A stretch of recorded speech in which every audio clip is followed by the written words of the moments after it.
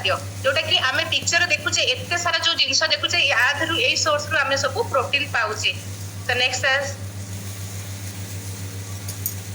Slide protein टा कौन protein टा होचे गोटे मैक्रो न्यूट्रिएंट जोटा कि फास्ट न्यूट्रिशन होचे protein body building of body जोटा कि हमर बॉडी रो बिल्ड जोटा कि हम घर जंते हम तयारी कलर पिलर हम मेन स्ट्रांग करू सेमिति मो बॉडी रो ब्लॉक हो बिल्डिंग ब्लॉक होची प्रोटीन ता सहित amino acid two type of amino acid जोटा कि हमर तादर रहउची कोन एसेंशियल आ नॉन एसेंशियल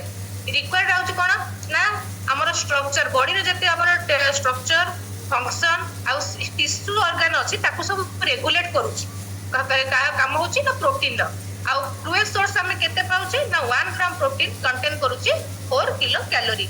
स्टोरेज फूड होची ना मसल्स आ ऑर्गन ने स्टोरेज हेकी रहउची। तो नेक्स्ट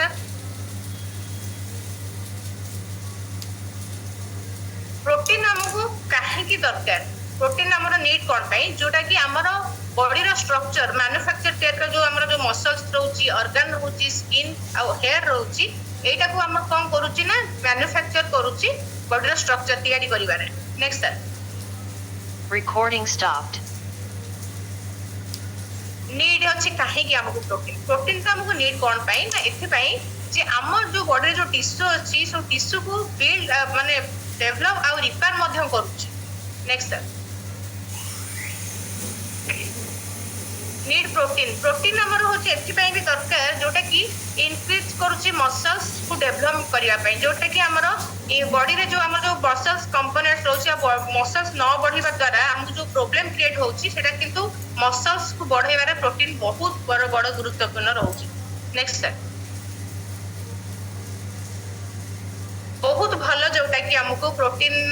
सपोर्ट करूची इम्यूनिटी की बढ़ाइबा पई जोटा कि एंटीबॉडी जो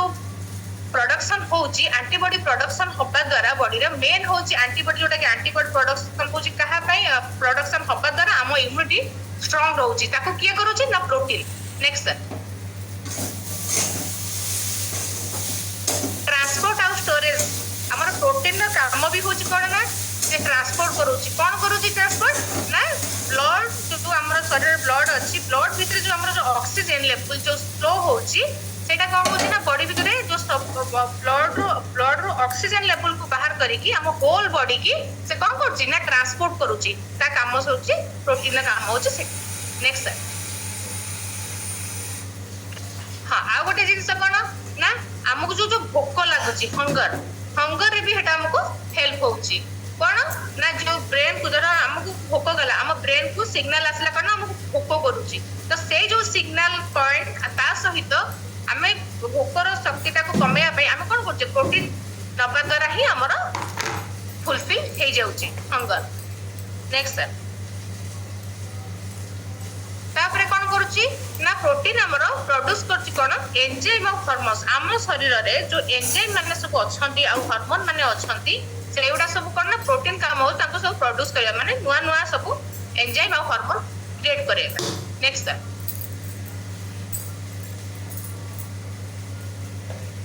हमको प्रोटीन केमिति को बेल केते दरकार मन कर हम जो सब फूड नौचे डेली बेसिस हमें जो फूड नौचे सप्लीमेंट नौचे तादर हमें 30% हमें प्रोटीन पाई जाउचे किंतु नॉर्मल इंडियन एडल्ट हिसाब रे हमें देखि को गले हमको 1 ग्राम प्रोटीन पर केजी बॉडी रो केजी हिसाब हम पर वेट हिसाब रे हमको दरकार जो एग्जांपल माने कर मोर वेट होची 60 हेले मते 60 ग्राम रही प्रोटीन दरकार। नेक्स्ट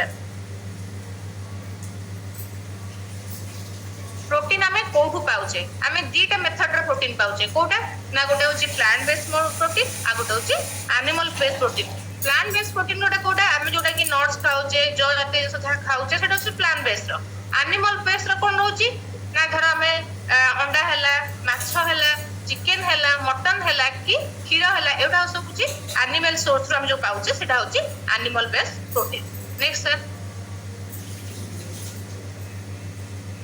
एबे देखिबा हमर जो न्यूट्रिएंट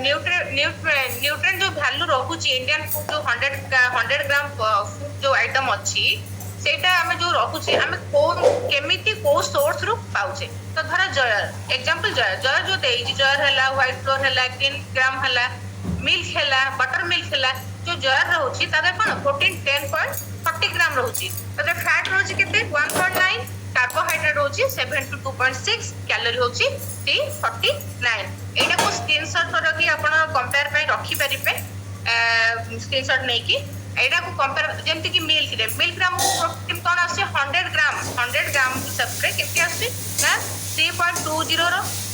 कोन आसे प्रोटीन आसुची कार्बोहाइड्रेट आसुची केते 4.4 फैट आसुची 4.1 कैलोरी आसुची 67 रो नेक्स्ट सर पर डे आमे जरो 60 ग्राम हमको प्रोटीन दरकार आमे केमिति केते रिक्वायरमेंट खाइले हमको 60 ग्राम रो प्रोटीन मिली पारिबो से विषय में जानिबा धर मन कर जर आमे जदी 60 ग्राम हम बॉडी की दरकार पर डे